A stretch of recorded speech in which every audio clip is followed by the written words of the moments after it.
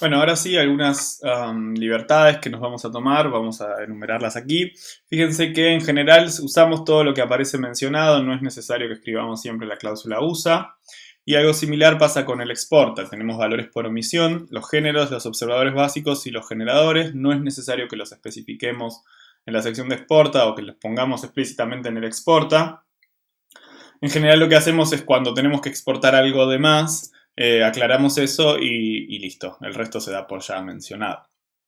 Algo similar pasa con la axiomatización. Eh, Todas las variables libres las suponemos universalmente cuantificadas, es decir, no tenemos que escribir los cuantificadores, eso ya lo estamos haciendo en los ejemplos que fuimos viendo.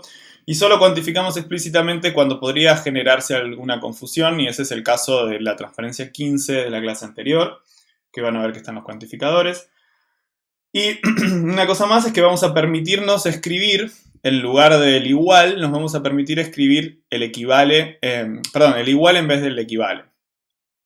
Por eso siempre que veamos A igual B, lo vamos a interpretar no como sintácticamente igual a B, sino como A semánticamente equivalente a B. Yo muchas veces en vez de equivale digo reescribe para no repetir siempre la misma palabra. Bueno, acá tienen la aclaración de esas libertades.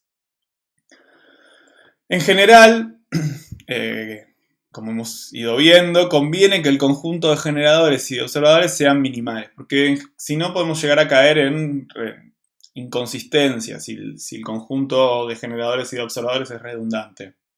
Lo mismo pasa con los observadores. Además, esta redundancia atenta con la claridad. Estamos viendo casos que son de apenas una o dos filminas. Imagínense tener una especificación de estas de 2 o 3 páginas. Imagínense cómo empieza a crecer la complejidad y cómo realmente se vuelve clave tener el conjunto minimal o llegar al conjunto minimal. El problema es que eso no es tan sencillo de hacer. Vamos a ir viendo que hay algunas herramientas que nos facilitan esa tarea, como la igualdad observacional en el final de esta clase. Y por último, antes de ver la igualdad observacional, tratemos de entender de dónde proviene esa dificultad, repasando un poquito el caso del restaurante. Bueno, no sé si recuerdan, pero el caso del restaurante tenía esta consigna: el dueño de un restaurante quiere asegurarse que los pedidos de sus clientes sean atendidos con prolijidad. Los mozos llevan los pedidos hasta la cocina, donde los colocan en un rotador de tarjetas. Cuando el cocinero se libera, saca la primera y prepara el plato allí indicado. El dueño quiere saber cuál es el próximo plato a preparar y cuántos pedidos atiende el cocinero cada día. Y cuál fue el día con menos pedidos. Bueno, fíjense que un poco lo discutimos en la primera clase, pero esta especificación o esta descripción del problema tiene muchas ambigüedades, porque está escrita en el lenguaje natural, en este caso el español, y podemos tener diferentes interpretaciones dependiendo de qué punto de vista la analicemos.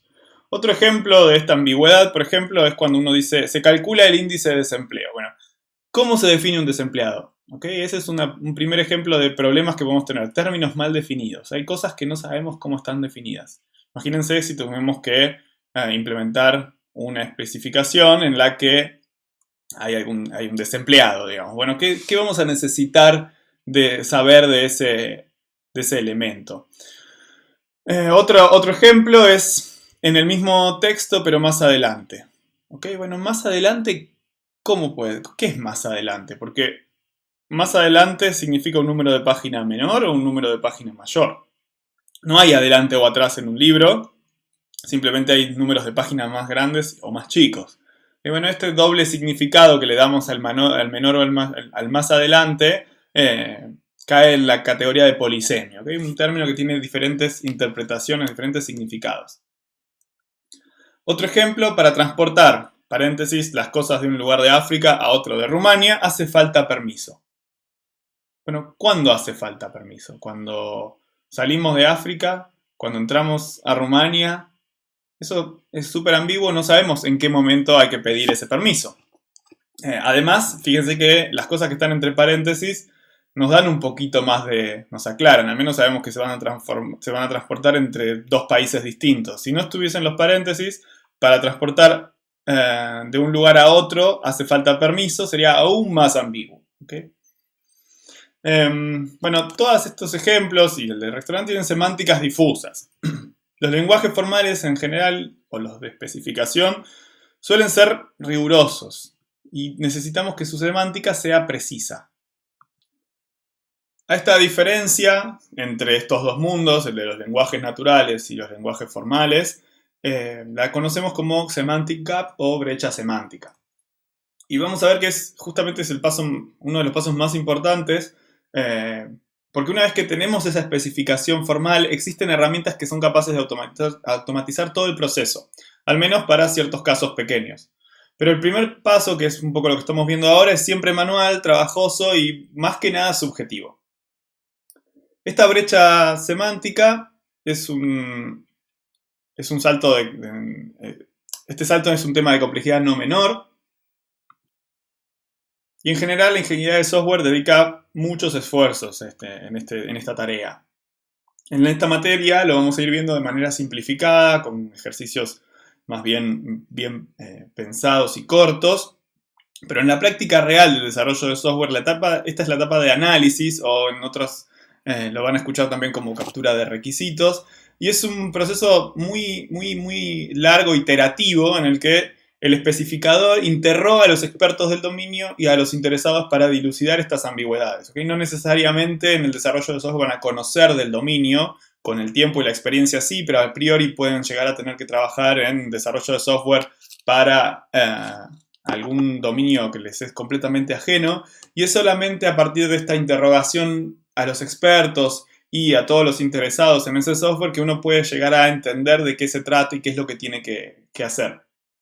En esta materia, como les dije, vamos a tratar de manejarnos con textos muy sencillos, y los docentes vamos a tomar un poco ese rol, sobre todo los docentes de la práctica, van a estar un poco en el rol de expertos en el dominio e interesados en dilucidar las ambigüedades.